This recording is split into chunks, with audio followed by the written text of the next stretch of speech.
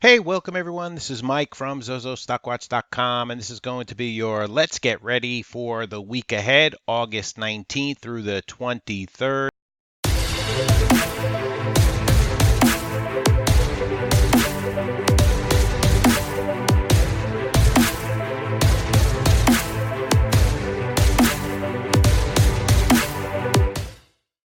What I'd like to do on this video is go through some of the action we saw on Friday. We'll go through some of the markets, and we'll go through some of the things that we need to be looking out for the week ahead. So let's start here with the SPY.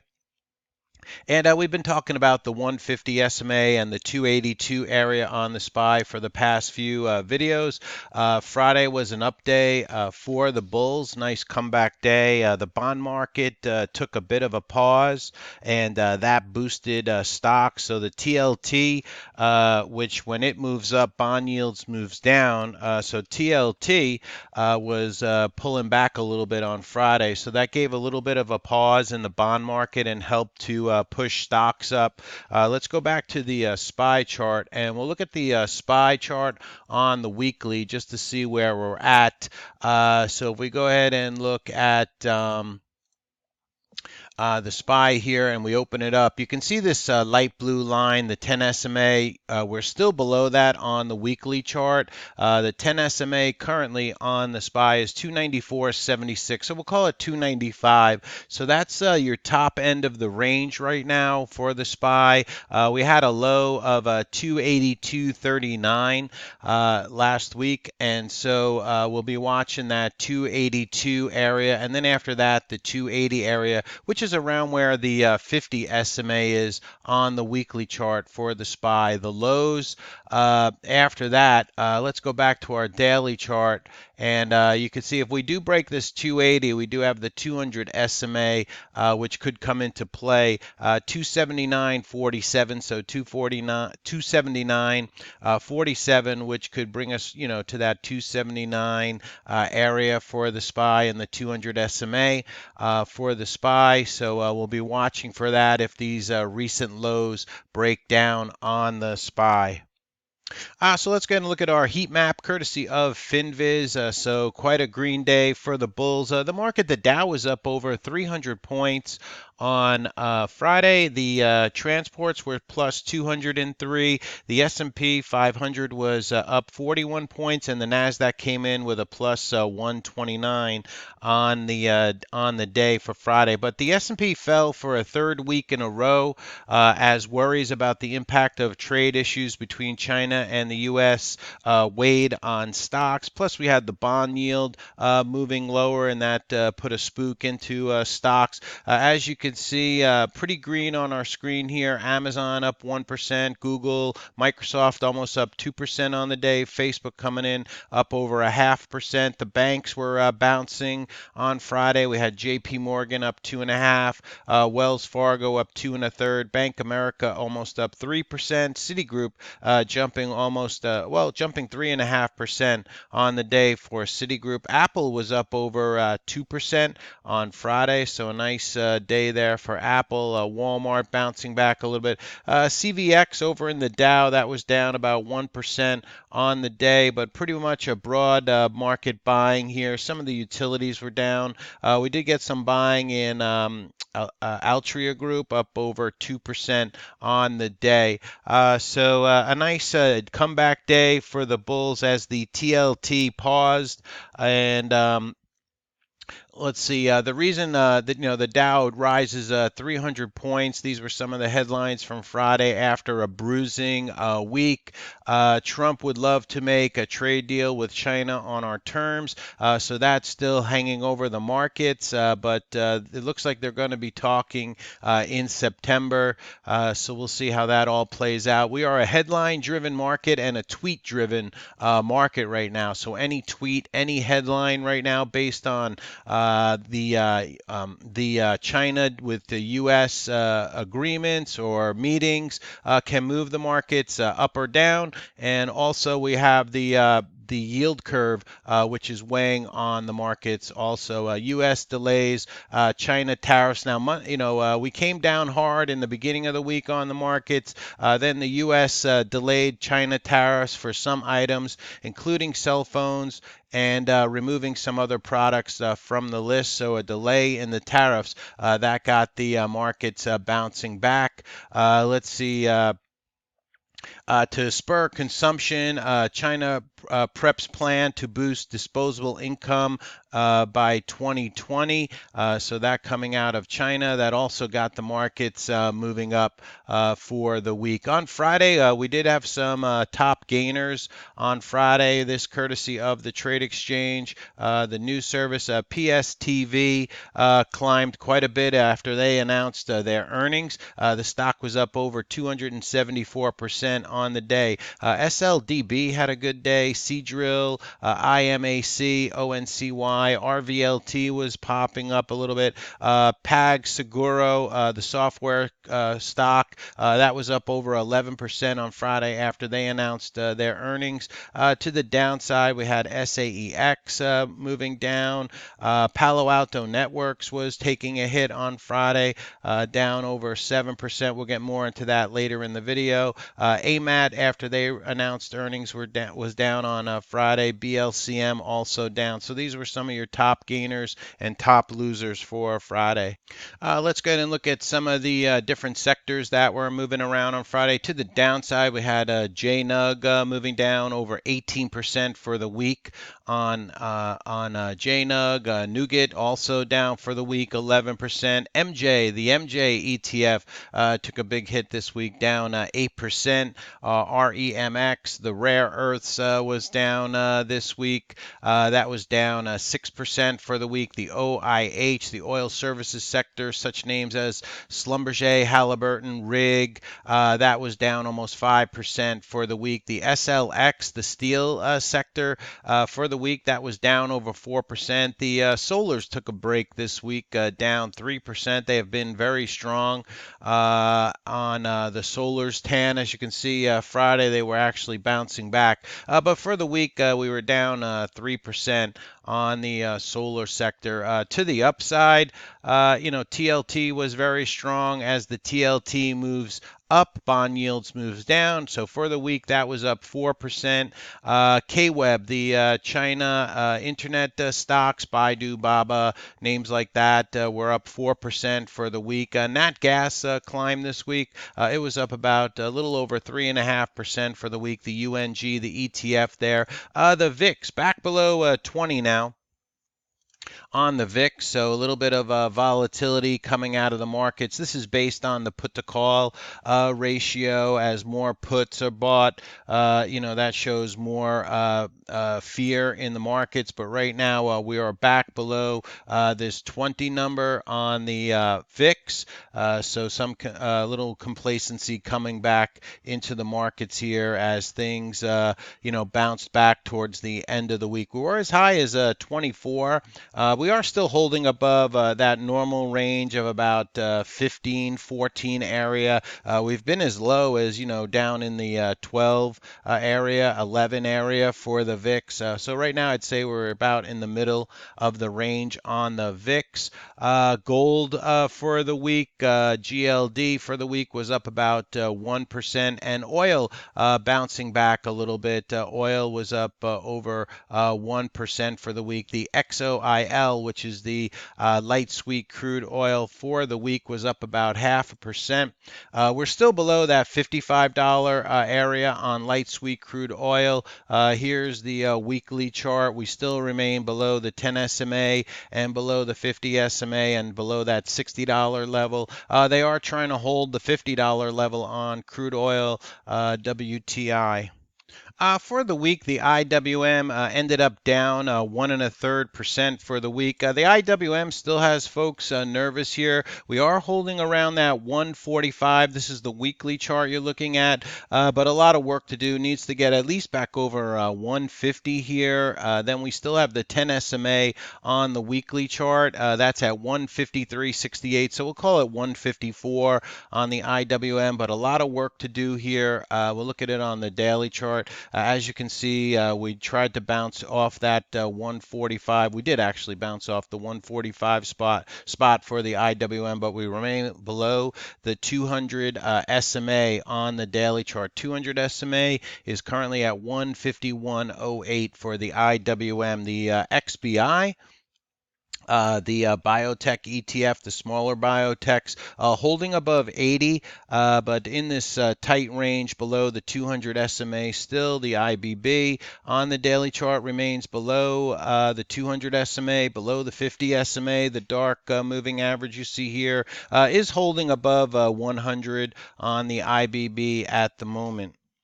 We'll go ahead and look at the Qs on the weekly chart. As you can see, they're still below this 190 area, still below the 10 SMA on the weekly chart. So the 10 SMA is about 189 there. And then we had this low from this week. The low was 181.16. So that's kind of our range right now. Let's go ahead and move it into the daily chart here. As you can see, we're still below the 100 SMA on the Qs.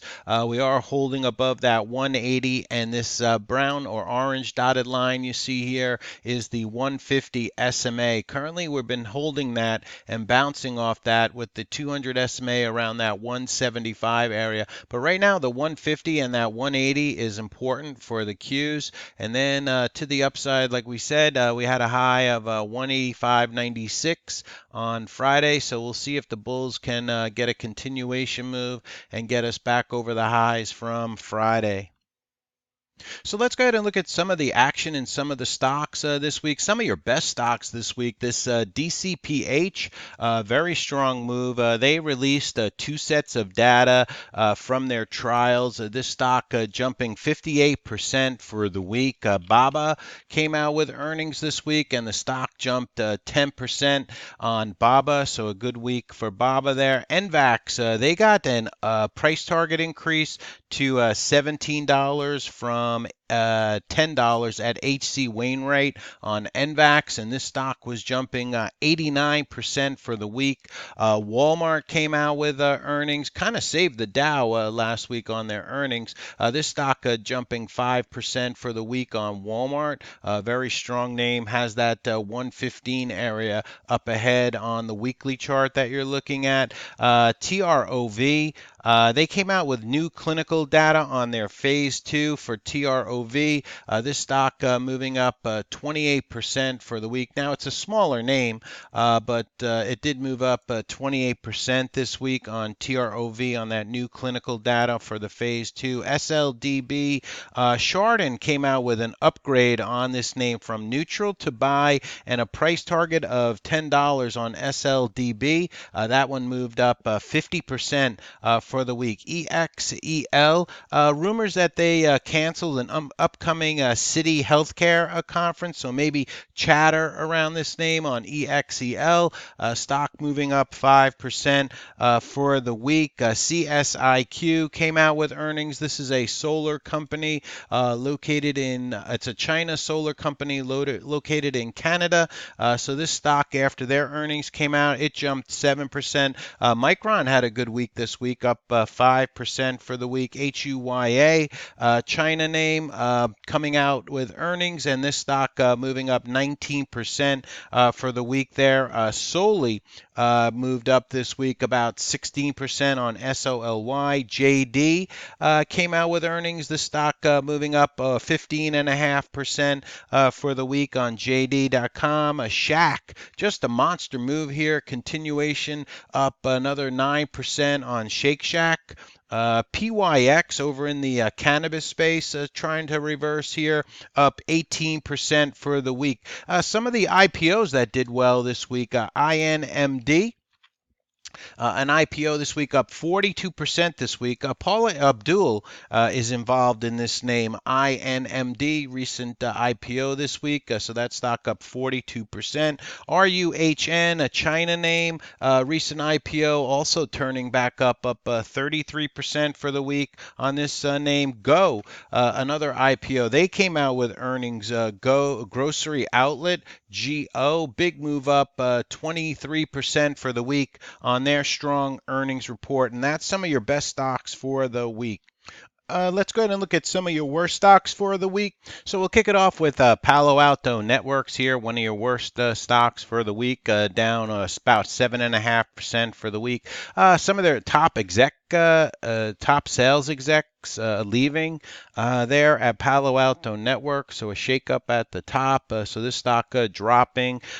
Uber had a terrible week this week. Uber, as you can see on this weekly chart, down over 12%. Lyft taking a hit this week, down 11% for the week. Goose did not have a good week. Canadian company, they make fur-lined and winter coats and things like that, down 14% for the week there on Goose. AMD pulling back this week after a big climb last week, down 9% on AMD there. Macy's came out with earnings, and a lot of the retailing stocks got hit off of Macy's earnings, down 18% on this name.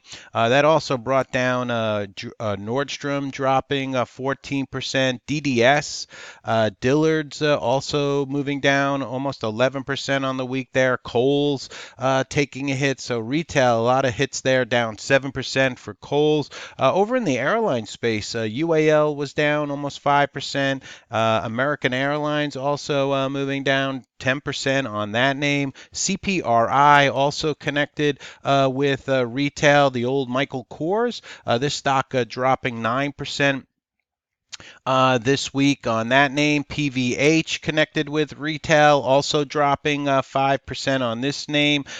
Cake got hit this week, down 9% on the name on Cake Factory, Cheesecake Factory. PLCE moving down this week, down 5% for the week.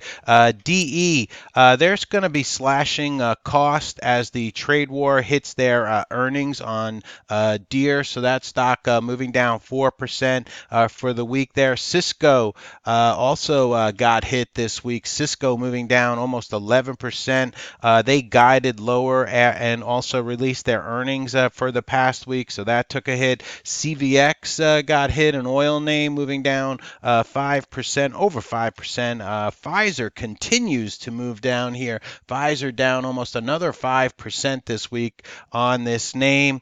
We had Overstock. They came out with earnings. The CEO making comments. So this stock dropping down 28%. Tilray over in the cannabis space. Their earnings came out. They were bad. This stock dropping 26%. CGC also came out with earnings. None of these stocks helping the cannabis space. CGC, Canopy Growth, moving down 15% on that name. Some of the IBB, this stock bounced a little bit. Now it's in a 28-cent stock after being a $4 stock. But let's see, this stock moving down further, down 57% on GHSI. GNLN, a recent IPO, took a hit, down 24%. JFIN also moving down over 15% on this IPO. Let's see, we also had GE down 4% for the week. It did recover after, let's see, we had the whistleblower, Bernie Madoff whistleblower, released a report out on GE, but then the CEO came out and bought, I believe it was an additional 2 million shares for General Electric, and that popped the stock back up a little bit. But as you can see, General Electric still below all the major moving averages here on the weekly chart for General Electric. So let's go ahead and look at the semiconductor stocks. As you can see, they're holding above the 50 SMA, holding above that 110 number on the SMH. That was helped by NVIDIA this week. NVIDIA moving up. They had their earnings. They reported. They beat on earnings and strong revenues for NVIDIA. So this stock moving up on NVIDIA, helping the semi space to get moving, bouncing back a little bit. Let's go ahead and look at some of the other sectors here. So to the plus side, side for the week, we had the XLP holding up. That's the consumer staples. The XLP up 1.5%. The XLU for the week, flight to safety there, up fractionally, a little under 1%. To the downside, like I said, the airlines were getting a hit, down 5%. The XRT took a 4% hit this week. Really no big bounces here other than Walmart for the XRT. I think TJX bounced this week. Yeah, TJX, but not much. That was bouncing. Let's see, what else do we have down? The XLE for the week was down 3.52% on the energy sector. So let's go ahead and look at some of the things we need to be aware of. Earnings season is not over yet. Everybody keep watching, CNBC, and they say, okay, that's it for earnings. But we have quite a bit of earnings coming up. ST Lauder Monday before the open, EL symbol there. Baidu will be reporting after the bell on Monday. Then we get into a lot of these retailers: Home Depot, Kohl's, Medtronics is not a retailer, but TJ Maxx is. So there's some earnings before Tuesday. Cree, Urban Outfitters, you get Toll Brothers reporting, TOL, the symbol there. More retailers reporting Wednesday before the open: Target, Lowe's. This Jumai will be reporting this recent IPO. They'll be reporting before the bell on Wednesday. JMIA is the symbol there. After the bell on Wednesday, we get Splunk, then we get another retailer, Nordstrom's, JWN.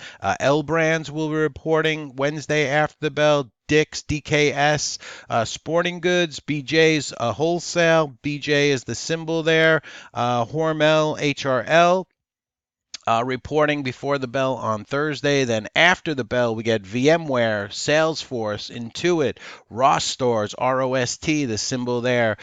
Gap Incorporated, GPS, symbol for Gap. And then Friday, we end it with Foot Locker, FL, the symbol there, and Buckle, BKE, the symbols there for those. As far as I'll put this link from Benzinga down in the comments for PDUFA dates, so we have some of that going on for the week ahead. You can pause the video if you want to check these dates, or like I said, I'm going to put it in the comments section down below. As far as action for the week ahead, as far as economic, Monday we get 10 o'clock, the e-commerce retail sales number coming out. Not a big market mover there.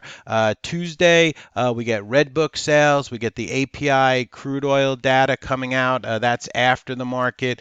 Wednesday, we have existing home sales coming out, the MBA mortgage applications.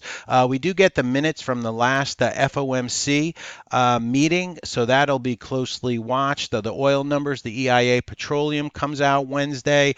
We also get Thursday initial jobless claims. We get the leading indicators. We get nat gas information coming out on Thursday at 10:30.